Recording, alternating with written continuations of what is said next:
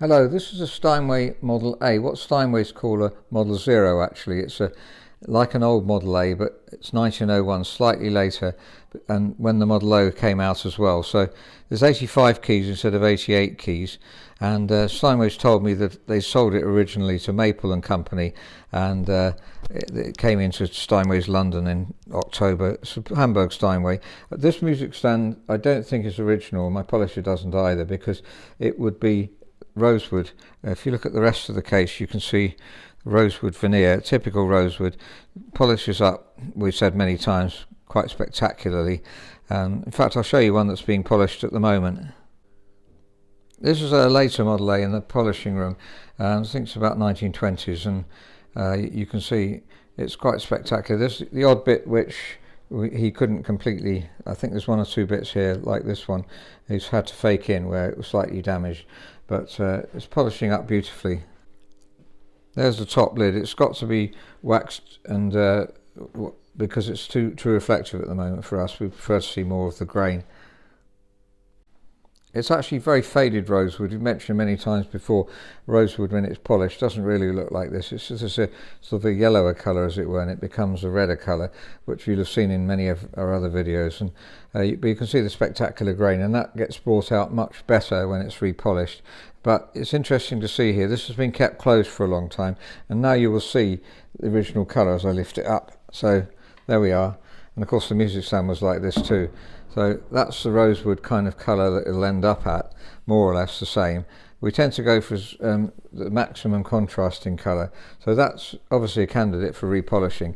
If you want to purchase a good quality piano, which it was, spectacular quality piano, without it being repolished, then please let us know, because that's obviously going to be a lot less expensive. It's 70 hours work repolishing, French polishing, and putting 30 layers of French polish on, which we've mentioned many times, because it's something we love to do. You can see the top of the fall there's a different colour from that, so that's been kept closed for a long time, not used a lot. Though looking at the pedals, they've been lacquered over. Now that's not something which we'd take the lacquer off, because obviously it does go like that, where you, something they did at some stage. Steinway didn't always do that. There's a nice guard here. It's a beautifully designed piano. The pedals are actually very low, which is 5 centimeters from the floor, which is very useful. The legroom here is 60, so that's not a lot of legroom if you're a tall person. Because the pedals are so low, you could put something under the casters to raise it up. Even an inch would be fine, because the pedals will still not be very high. Modern pedals are about 7, so sort of over 7.5 maybe from the floor normally. So that would still, if it was an inch high, still be plenty of legroom. So there's 85 keys, plenty if you're studying the piano. You don't need 88 keys, we've mentioned this before. That's from Harrods, as you can see.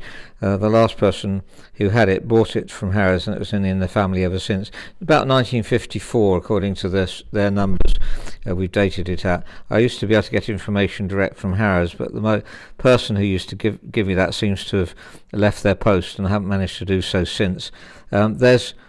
There's boxwood inlay. I just love it when that's boxwood inlay. I just think it's such a beautiful logo there, and original, so that's great. When it's polished up, that's no problem, that remains, and this will look slightly more contrasting. So not necessarily encouraging you to have it polished. If you want a high quality piano and you want to pay less, then that's fine, you could certainly do that. It's priced up as if it was repolished. The inside's in remarkably good condition. The frame is very good. Its paint's pretty much all there. And I checked the tuning pins, they're very tight. It has been restrung at some stage, possibly when Harrods had it. I think that might be about right for the colour of the strings. So it could be that Harrods did that. They had a workshop on the other side of the road. Used to, apparently, according to someone who worked there, used to transport the pianos under the road to get into Harrods. The workshop was on a sort of a green area opposite. I can't remember the name of it now. I'll try and remember and put it on the bottom underneath the video for your interest. And when you've got at this age of Steinway, you can see at the back there the date of the piano. So there it is. That's when it was left. Presumably that was casting in Hamburg, and then ended up in October in London. So it took a long time to finish off these pianos. That's 1901. The stringing's been beautifully finished off, if you can see here. That's to stop the winding come off, but it's just decorative as well, and really like to see that. That's looks like the original, so it might have been done by Steinway, although Steinway tell me they haven't had a record of it coming back into them since it was sold, so it would have been Harrow's workshop, I think, that did that.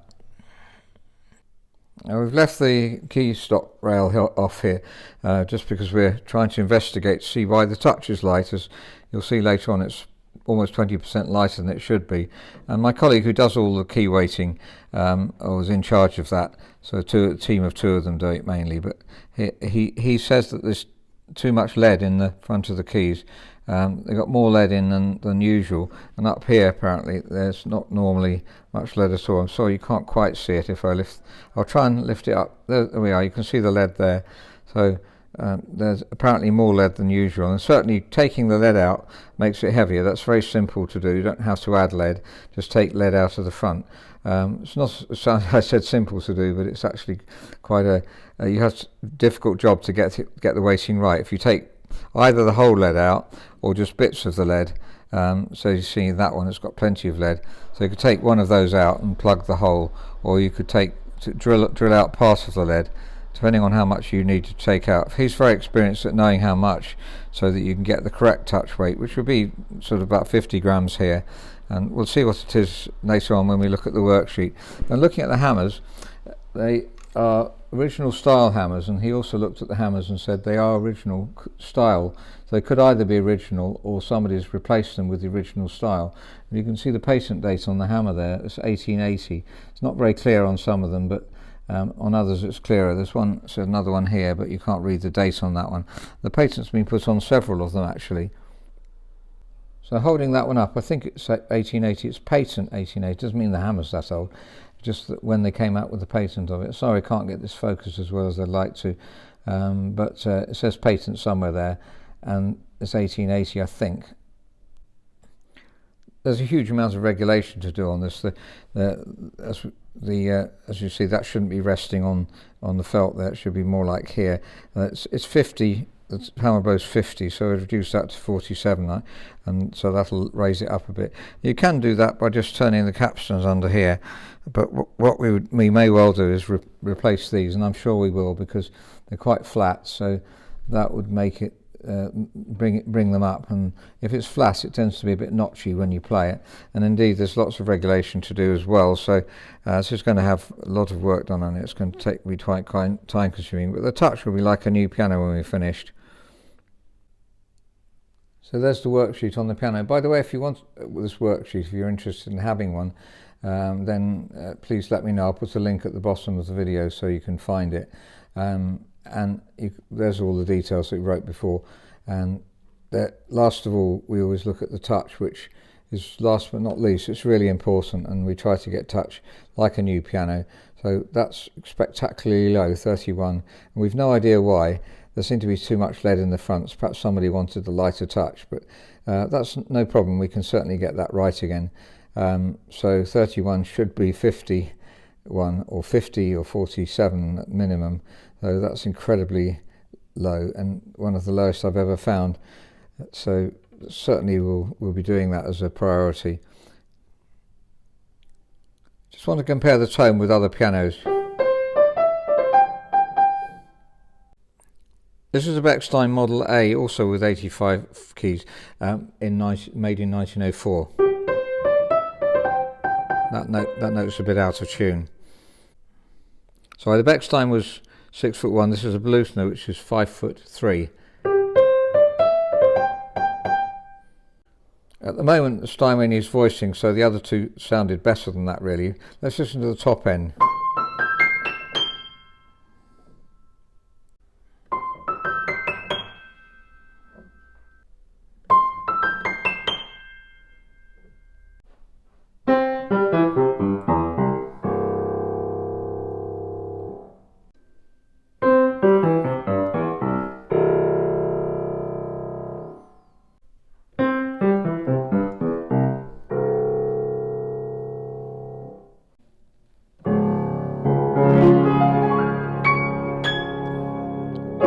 So that's the Steinway Model A, which is 6'2" long, made in 1904. 6ft1, and Steinway's called it, when I asked them about it, they called it a Model 0 because it was a transition piano really.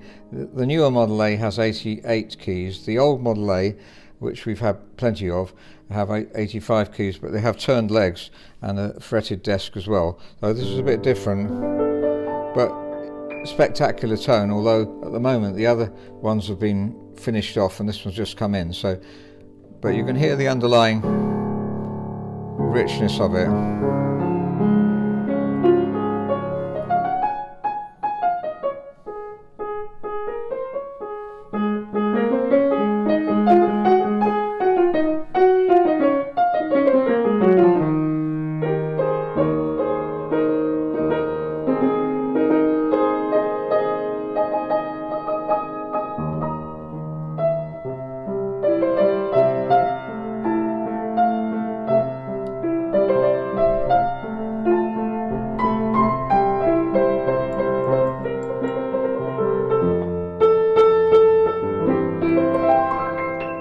Because it's too light to play at the moment and the touch has got to be regulated, it's completely out. The let off is 1 centimetre when it should be more like 2 millimetres. So I'll make another video of this when we finish the work. If you're interested in the piano, please do let us know.